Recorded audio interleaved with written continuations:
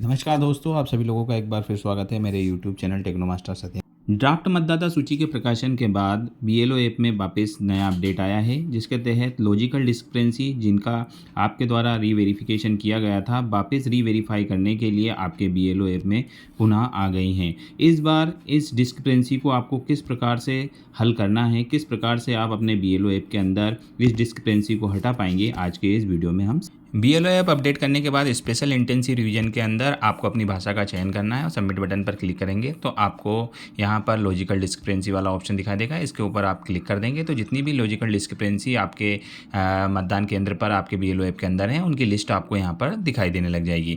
तो यह डिस्क्रिपेंसी के अंदर देखने के लिए आप विवरण देखे वाली बटन पर क्लिक करें, जिससे कि आपको जो मतदाता है उसका विवरण दिखाई देने लग जाएगा कि जो मतदाता है उसकी क्या जानकारी आपके द्वारा ईएफ फॉर्म गणना पत्रक भरते समय उसकी जानकारी आपके द्वारा भरी गई थी, किसके साथ उसकी मैपिंग की गई थी, तो ये सब जानकारी आपको यहाँ पर दिखाई देगी। तो फॉर एग्जांपल हम यहाँ देख रहे हैं कि हमारा जो मतदाता है उसके पिता का नाम यहाँ पर मुकेश सूर्यवंशी है, और जब नीचे हम 2003 में उनके साथ जिनके साथ हमने इनकी मैपिंग करी है वहाँ पर उनका नाम सिर्फ ओनली मुकेश है, जिस वजह से इनकी जो डिस्क्रिपेंसी है वो यहाँ पर आ रही है। देख सकते हैं हम यहाँ पर उनका नाम क्या आ रहा है, मुकेश आ रहा है। ठीक है, तो मुकेश और मुकेश सूर्यवंशी मतलब सरनेम का अंतर होने के कारण यह डिस्क्रिपेंसी आपकी दिखाई दे रही है। तो इस डिस्क्रिपेंसी को आप किस प्रकार से हल करेंगे, चलिए देखते हैं। तो इसको यहाँ से हम क्लोज करने के बाद व्यू लॉजिकल डिस्क्रिपेंसी वाले ऑप्शन पर हम क्लिक करेंगे तो यहाँ पर अब लिखा हुआ आ रहा है साफ साफ father name does not match with the father name in E roll 2025।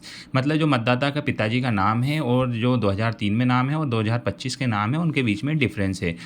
मतदाता का उसके पिताजी के साथ रिलेशन वाला डॉक्यूमेंट अब आपको यहाँ पर मंगाना होगा, जैसे कि आधार कार्ड हो सकता है, उसकी 10th-12th की मार्कशीट हो सकती है, या कोई अन्य दस्तावेज जिसमें उनका रिलेशन स्पेसिफाई हो रहा हो। वह दस्तावेज आपको या तो हार्ड कॉपी में मंगा लेना है या व्हाट्सएप पे आप उसे मंगा सकते हैं। क्योंकि हमारा जो ऐप है इसके अंदर अभी कैप्चर फ़ोटो का ही ऑप्शन दे रहे हैं, गैलरी से आप फ़ोटो नहीं ले सकते हैं।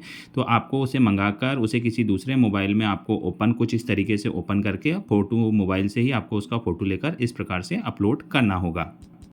इस प्रकार से आप फ्रंट साइड और बैक साइड के 2 फोटो यहाँ पर अपलोड कर सकते हैं। अगर आप बैक साइड में कोई दस्तावेज में कोई जानकारी नहीं है तो आप एक ही फ़ोटो अपलोड कर दें। दूसरा जो ऑप्शन है upload proof of relationship grand parent, यदि आपने इनकी ग्रैंड पेरेंट के साथ मैपिंग की है और उसमें डिस्क्रिपेंसी आ रही है तो आपको यहाँ पर फ़ोटो अपलोड करना रहेगा। अदरवाइज़ आप यह वाला ऑप्शन छोड़ सकते हैं। यदि आपने पिताजी से किया है तो ये वाला छोड़ सकते हैं। अब यहाँ पर एक बीएलओ को लेटर अपलोड करना रहेगा। इसमें प्रमाणीकरण का एक दस्तावेज यहाँ पर बीएलओ द्वारा साइन करके अपलोड किया जाएगा।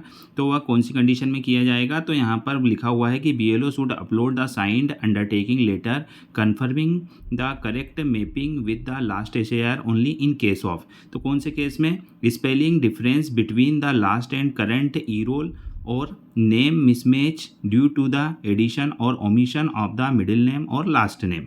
The letter must contain the epic number, elector's name as per the current e-roll and the reason for the confirming the mapping। यहाँ पर एक बीएलओ को अंडरटेकिंग अपलोड साइन करके अपलोड करना रहेगा। उसका कारण यह हो सकता है कि जो मतदाता है वो मतदाता के जो 2003 का नाम है और 2025 का जो नाम है उसमें स्पेलिंग में मिस्टेक की वजह से आ रही है, या जो मतदाता का जो नाम था 2003 में और 2025 में उनने करेक्शन कराकर उसमें सरनेम ऐड करवा लिया है। तो यहाँ पर इस कंडीशन में बीएलओ को एक अंडरटेकिंग यहाँ पर अपना साइन करके अपलोड करना रहेगा। तो जो अंडरटेकिंग है उसका फॉर्मेट कुछ इस तरीके से हो सकता है। तो ये बीएलओ अंडरटेकिंग के लिए प्रमाणित किया जाता है। तो यहाँ पर जो मतदाता है उसके पिता का नाम आ जाएगा, मतदाता का पुत्र या पुत्री यहाँ पर मतदाता का नाम आ जाएगा, जहाँ का भी वो निवासी हैं, जिनका एपिक नंबर जो करंट का उनका जो एपिक नंबर है वह यहाँ पर लिख देना है, और एसआईआर 2003 में उनका क्या नाम था वह यहाँ पर आपको दर्ज कर देना है, जो कि बाद में संशोधित होने के बाद जो नया नाम आ गया है वो आपको यहाँ पर लिख देना है। उक्त संशोधित इंद्रजात एक ही व्यक्ति का है। इसकी एसआईआर 2025 में मैपिंग भौतिक सत्यापन के बाद सही पाया गया है। इनके यूनिमरेशन फॉर्म का विवरण 2025 की नामावली के अनुसार सही है, और मतदाता का नाम फाइल रोल में जोड़ने हेतु अनुशंसा की जाती है, और बीएलओ को अपने यहाँ पर हस्ताक्षर करके कैप्चर फोटो वाले ऑप्शन पर क्लिक कर इसे अपलोड कर देना है। तो इस प्रकार से जितनी भी लॉजिकल डिस्क्रिपेंसी है उनसे संबंधित दस्तावेज आपको मतदाता से मंगा लेने हैं और उन्हें यहाँ पर अपलोड कर सभी डिस्क्रिपेंसी को आपको यहाँ से हटा देना है। यदि जानकारी अच्छी लगी तो वीडियो को लाइक करिए, चैनल को सब्सक्राइब करिए। मिलते हैं नए वीडियो के साथ। Good bye.